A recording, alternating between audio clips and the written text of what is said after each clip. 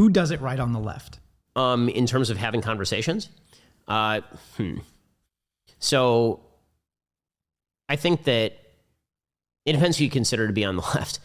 Most of the people who I think of as doing it right are actually more now considered centrist, even though their political viewpoints are probably not. Like Joe Rogan is not a right-winger. Joe Rogan is probably not even a centrist, right? I mean, he said he would vote for Bernie Sanders. He's liberal on all the social issues. He's kind of a socialist when it comes to economics. At least he says he is, even though I don't think in practice he really is.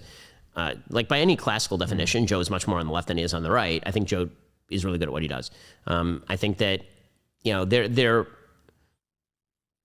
some folks like Brett Weinstein, who's clearly identified as on the left, who I think does it right. It's easier for me to sort of check off people one by one. So if you threw names at me, I could tell you whether I think they are or not. But in terms of sort of mainstream media, cable news, it's hard to think of people who are doing it right. There are people who do it better than others. Like I think Jake Tapper does it better than Chuck Todd, for example. When it comes to sort of online YouTube land, Destiny would be an example of somebody who I think does it better than some of the other people who argue online. Why don't you debate Destiny? I mean, I'd be interested in debating Destiny or having conversation. He'd be fantastic. Yeah.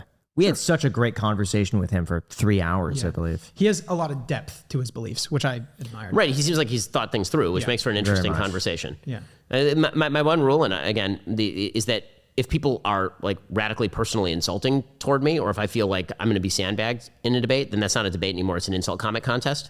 And so I'm not super interested in that. So that is my one proviso. But I haven't watched all of Destiny's stuff.